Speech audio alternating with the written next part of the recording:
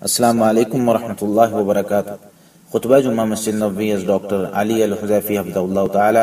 موضوع غفلت سے تحفظ کیسے حاصل کریں، ترجمہ شفقت الرحمان حفظہ اللہ تعالی، بتاریخ 9 رجب 1438 5 مئی 2017۔ تمام تعریفیں اللہ کے لیے ہیں جو زندہ کرتا اور مارتا ہے، وہی ہر چیز پر قادر ہے، اس کے نام مقدس اور صفات جلیل القدر ہیں، اس کے علاوہ کوئی عبادت کے لائق نہیں، وہی حکمت والا اور باخبر ہے، اسی نے قرآن، نصیحت، حکمت اور عمل صالح کے ذریعے دلوں کو زندگی بخشی۔ حق سے رو گرداں شخص کو اسی کے حال پر چھوڑ دیا تو وہ خسارے، غفلت اور دھوکے میں ڈوب گیا۔ میں اپنے رب کی تمام نعمتوں پر تعریف کرتا ہوں اور بے پناہ فضل پر شکر گزاری کرتا ہوں۔ میں گواہی دیتا ہوں کہ اللہ کے سوا کوئی عبادت کے لائق نہیں، وہ یکتا ہے، اس کا کوئی شریک نہیں، وہی سمیع و بصیر ہے۔ میں یہ بھی گواہی دیتا ہوں کہ ہمارے نبی جناب محمد صلی اللہ علیہ وسلم اللہ کے بندے اور اس کے رسول ہیں، آپ بشیر و نذیر اور سراج منیر ہیں۔ یا اللہ اپنے بندے اور رسول جناب محمد صلی اللہ علیہ وسلم پر، ان کی آل اور تمام مومنوں کے لیے عملی نمونہ بننے والے صحابہ کرام پر درود و سلام اور برکتیں نازل فرما۔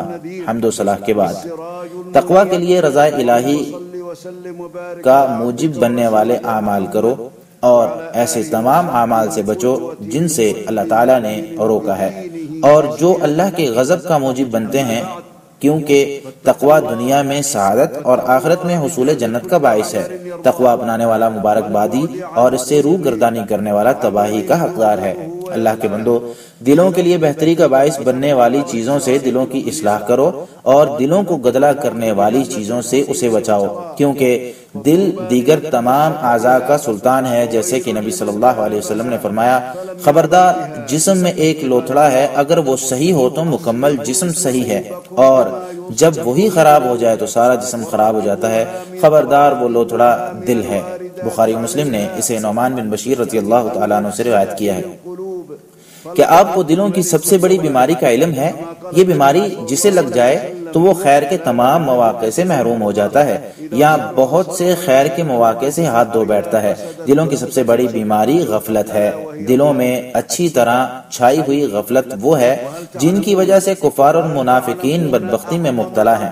یہی غفلت ان کے لیے جہنم میں دائمی سڑنے کا باعث بنے گی۔ فرمانے باری تعالیٰ ہے، جو شخص ایمان کے بعد اللہ سے کفر کرے ماں سوائے اس کے جس پر جبر کیا جائے اور اس کا دل ایمان پر برقرار ہو، مگر جو کھلے دل سے کفر کریں تو ان پر اللہ کا غضب ہے اور انہی کے لیے بہت بڑا عذاب ہے، اس لیے کہ انہوں نے دنیا کی زندگی کو آخرت سے زیادہ محبوب بنایا۔ یقیناً اللہ تعالیٰ کافر لوگوں کو راہ راست نہیں دکھاتا۔ یہ وہ لوگ ہیں جن کے دلوں، کانوں اور جن کی آنکھوں پر مہر لگا دی گئی ہے، اور یہی لوگ غافل ہیں۔ سورۃ النحل آیت 106 تا 108۔ غفلت مسلمان سے بھی ہو سکتی ہے کہ خیر کے کچھ کاموں سے غافل ہو جائے یا اپنے فائدے کے اسباب نہ اپنائے اور نقصانات سے بچاؤ کے لیے اقدامات نہ کرے، تو ایسا کرنے پر غفلت کے برابر وہ ثواب سے محروم رہتا ہے اور اتنی ہی مقدار میں اسے تنگیوں اور مصیبتوں کا سامنا کرنا پڑتا ہے۔ فرمانے والی تعالیٰ ہے، ہر ایک کے لیے درجات ہوں گے ان کے اعمال کے مطابق، اور وہ انہیں ان کے اعمال کا پورا بدلہ دے گا اور ان پر کوئی ظلم نہیں کیا جائے گا۔ سورۃ الاحقاف آیت 19۔ اور اسی طرح فرمایا، اور انسان کو صرف وہی ملے گا جس کی اس نے کوشش کی، اور اس کی کوشش ان قریب ملاحظہ کر لی جائے گی، پھر اسے مکمل بدلہ دیا جائے گا۔ سورۃ النجم آیت 39 تا 41۔ اور نبی صلی اللہ علیہ وسلم نے ایک حدیث قدسی میں اللہ تعالیٰ کا یہ حکم ذکر کیا، میری رحمت سے جنت میں داخل ہو جاؤ اور اپنے اعمال کے مطابق اسے تقسیم کر لو۔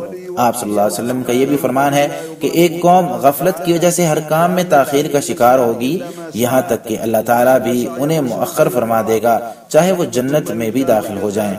اللہ تعالیٰ نے اسباب نجات اپنانے میں غفلت کی سزا بیان کرتے ہوئے فرمایا، تمہیں ایک ایسی تکلیف پہنچی کہ تم اس جیسی دگنی پہنچا چکے، اور یہ کہنے لگے یہ کہاں سے آ گئی؟ آپ کہہ دیجئے یہ خود تمہاری طرف سے ہے، بے شک اللہ تعالیٰ ہر چیز پر قادر ہے۔ سورہ آل عمران آیت 165۔ اسی طرح فرمایا، اور تمہیں جو بھی مصیبت پہنچتی ہے وہ تمہارے ہاتھوں کی کمائی ہے، اور اللہ بہت سے گناہوں کو معاف فرما دیتا ہے۔ سورہ شورى آیت 30۔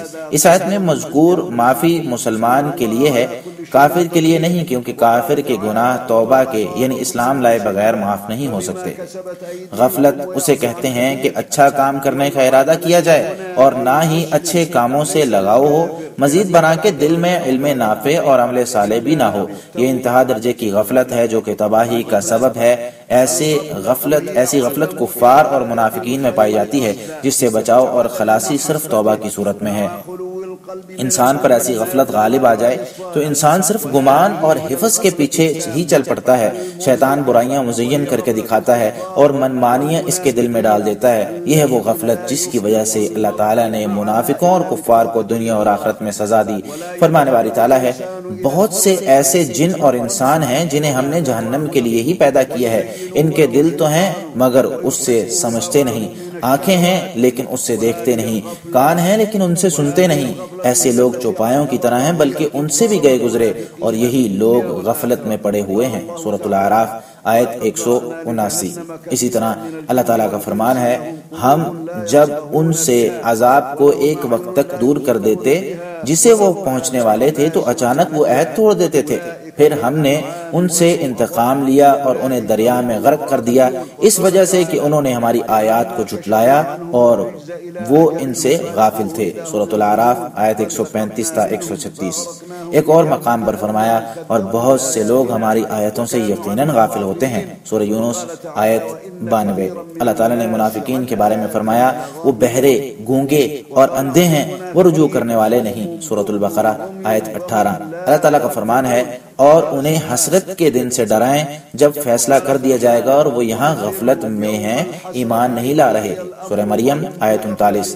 سیدنا ابو سعید خدری رضی اللہ تعالیٰ عنہ کہتے ہیں کہ رسول اللہ صلی اللہ علیہ وسلم نے فرمایا، جس وقت جنتی جنت میں چلے جائیں گے اور جہنمی جہنم میں چلے جائیں گے تو موت کو چتکبرے دمبے کی شکل میں لایا جائے گا، اور آواز لگانے والا کہے گا، اہل جنت تو جنتی گردنیں لمبی کر کے دیکھیں گے تو وہ کہے گا، اسے جانتے ہو؟ تو جنتی کہیں گے، ہاں یہ موت ہے، اور سب جنتی اسے دیکھ لیں گے۔ پھر وہ صدا لگائے گا، اہل جہنم تو جہنمی گردنیں لمبی کر کے دیکھیں گے تو وہ کہے گا، اسے جانتے ہو؟ تو جہنمی کہیں گے، ہاں یہ موت ہے، اور سب جہنمی اسے دیکھ لیں گے۔ پھر اسے جنت اور جہنم کے درمیان ذبح کر دیا جائے گا اور کہا جائے گا، اہل جنت تمہارے لیے دائمی زندگی ہے، اس میں موت نہیں، اور اہل جہنم تمہارے لیے بھی دائمی زندگی ہے، اس میں موت نہیں۔ پھر آپ نے یہی آیت تلاوت فرمائی، وَأَنذِرْهُمْ يَوْمَ الْحَسْرَةِ، بخاری مسلم۔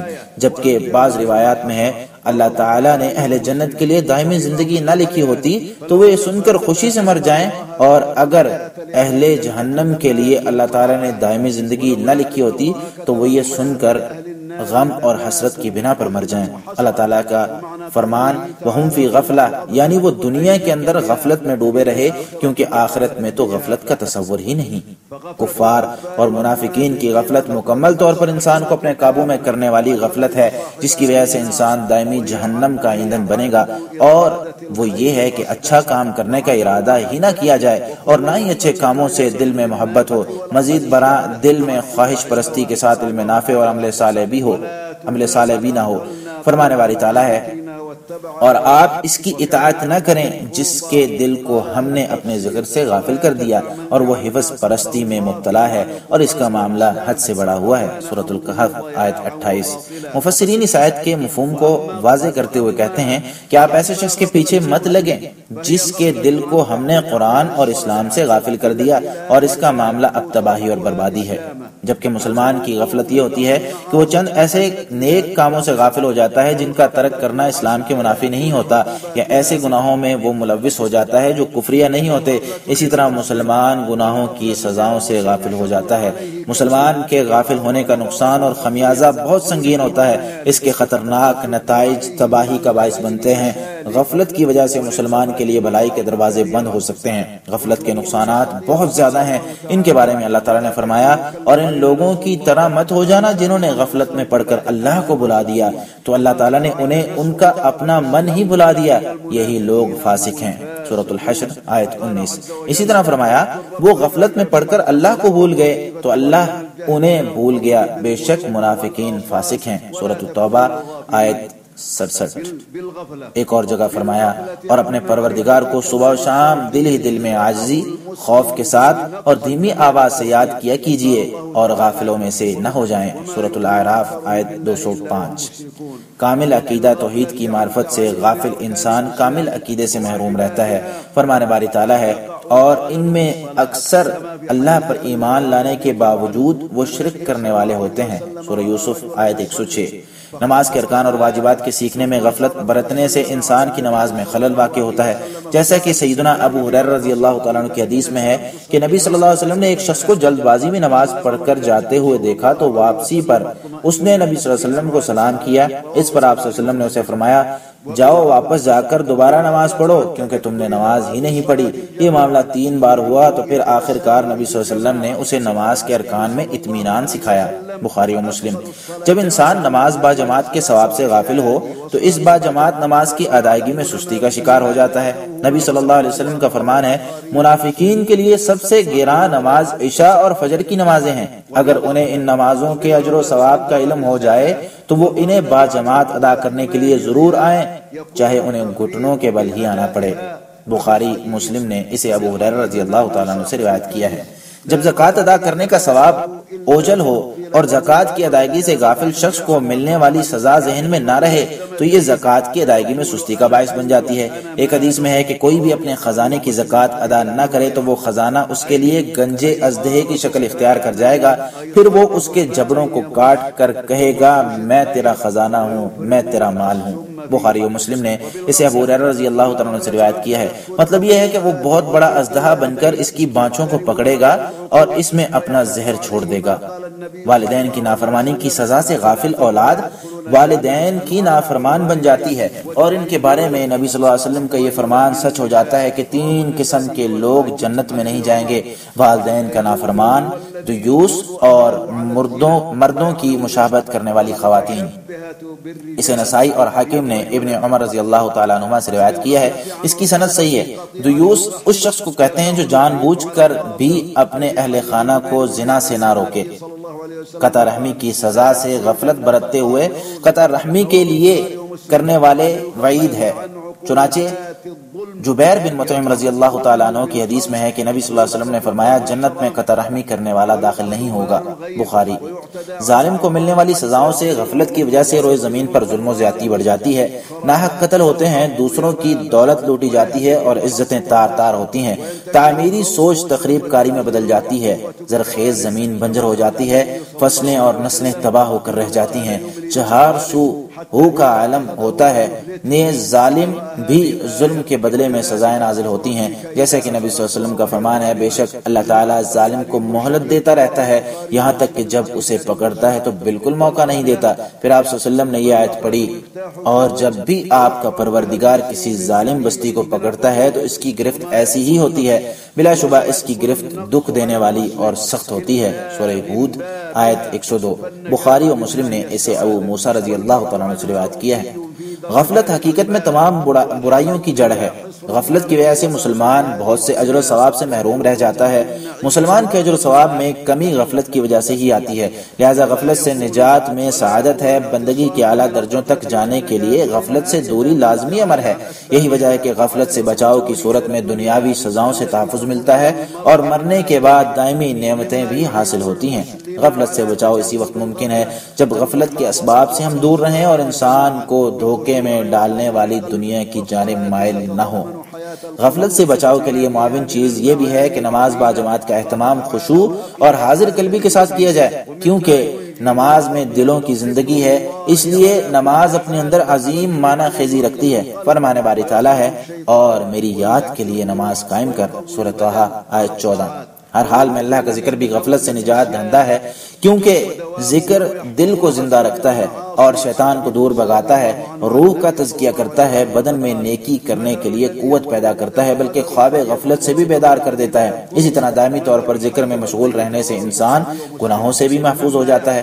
ابو موسیٰ رضی اللہ تعالیٰ عنہ نبی صلی اللہ علیہ وسلم سے بیان کرتے ہیں کہ آپ صلی اللہ علیہ وسلم نے فرمایا اپنے پروردگار کا ذکر کرنے اور نہ کرنے والے کی مثال ایسے ہی ہے جیسے زندہ اور مردہ کی مثال ہے۔ بخاری مسلم۔ قرآن کریم کی تلاوت بھی غفلت سے بچاتی ہے۔ تلاوت قرآن کریم کا معاملہ بہت تعجب خیز ہے۔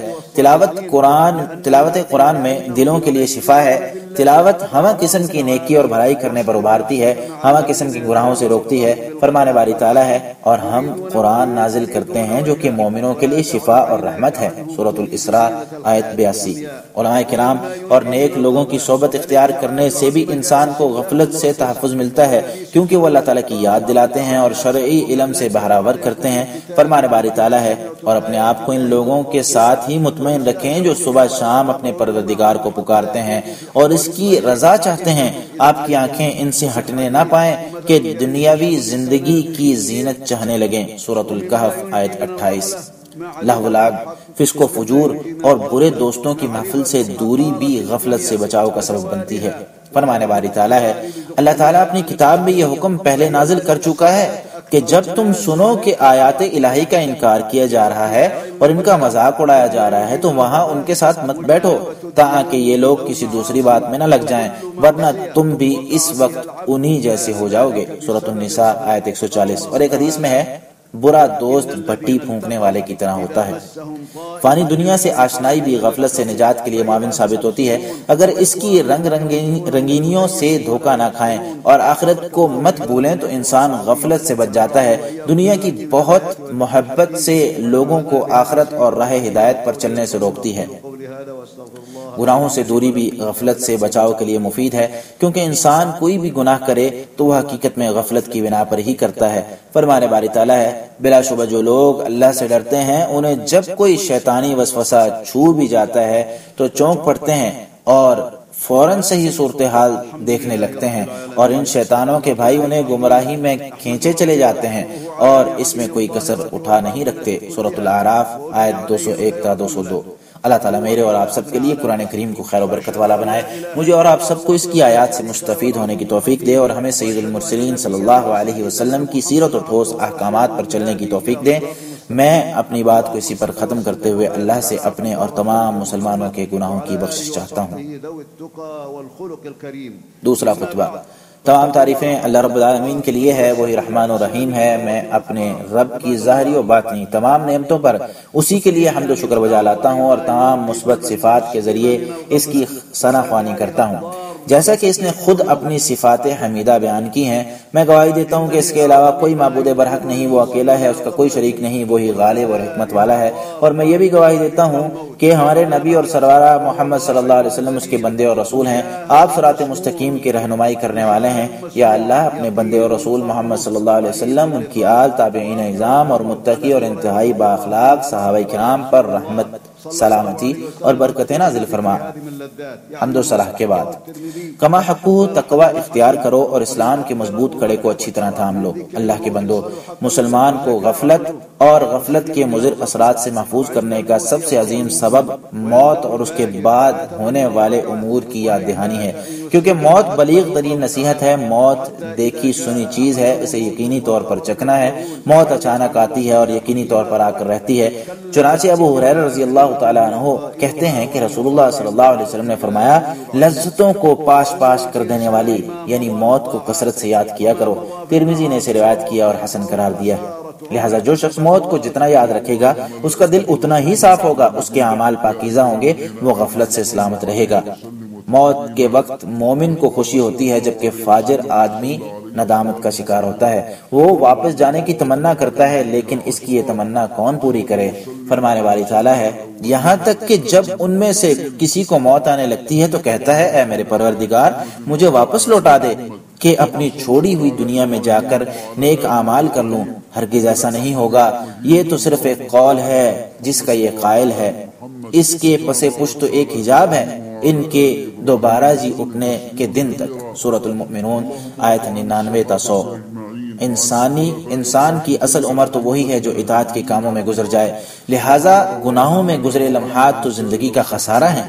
اللہ کے بندو، یقیناً اللہ اور اس کے فرشتے نبی صلی اللہ علیہ وسلم پر درود بھیجتے ہیں، اے ایمان والو تم بھی ان پر درود و سلام پڑھو۔ سورۃ الاحزاب آیت 56۔ اور آپ صلی اللہ علیہ وسلم کا فرمان ہے کہ جو شخص مجھ پر ایک بار درود پڑھے اللہ تعالیٰ اس پر 10 رحمتیں نازل فرمائے گا۔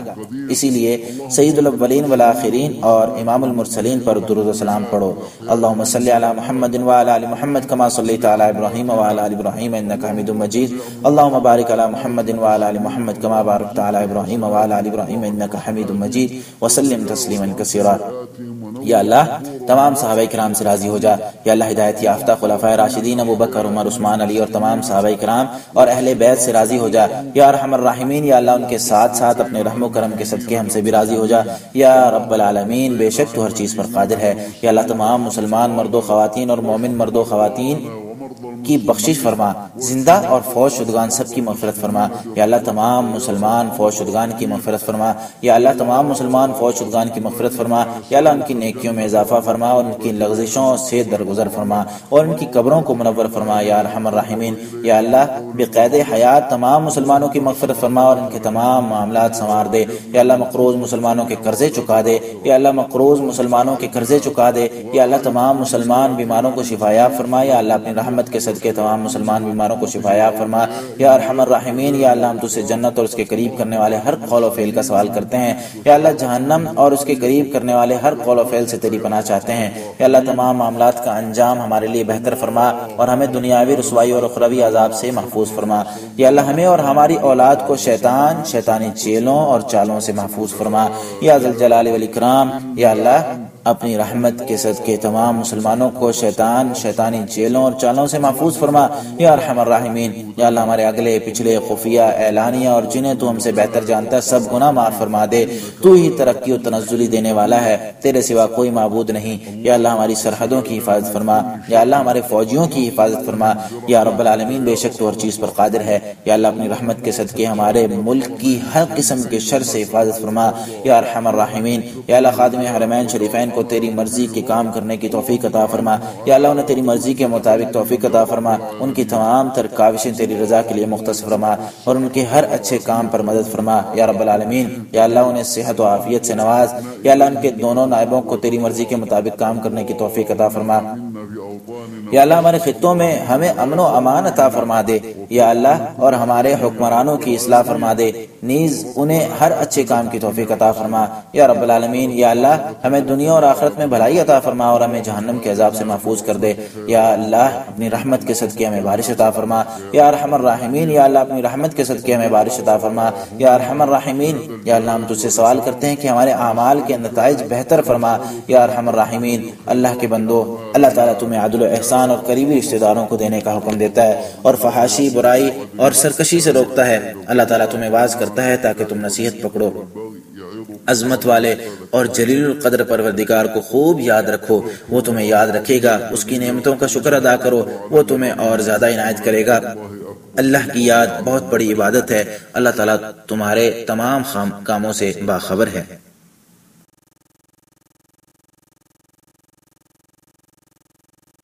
إن الله وملائكته يصلون على النبي يا أيها الذين آمنوا صلوا عليه وسلموا تسليما وقد قال صلى الله عليه وسلم من صلى علي صلاة واحدة صلى الله عليه بها 10 وصلوا وسلموا على سيد الأولين وإمام المرسلين اللهم صل على محمد وعلى آل محمد كما صليت على إبراهيم وعلى آل إبراهيم إنك حميد مجيد اللهم بارك على محمد وعلى آل محمد كما باركت على إبراهيم وعلى آل إبراهيم وسلم تسليما كثيرا اللهم ارض عن الصحابة أجمعين وعن الخلفاء الراشدين الأئمة المهديين أبي بكر وعمر وعثمان وعلي وعن سائر الصحب والآل أجمعين برحمتك يا أرحم الراحمين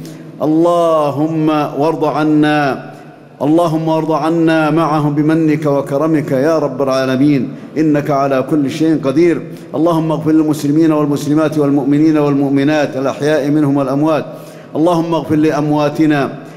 اغفر لأمواتنا وأموات المسلمين اللهم زد في حسناتهم وضاعف حسناتهم وتجاوز عن سيئاتهم ونور قبورهم يا أرحم الراحمين اللهم اغفر للأحياء من المسلمين ويسر لهم أمورهم اللهم اقض الدين عن المدينين من المسلمين، اللهم اقض الدين عن المدينين من المسلمين، واشف مرضانا ومرضى المسلمين، واشف مرضانا ومرضى المسلمين برحمتك يا أرحم الراحمين.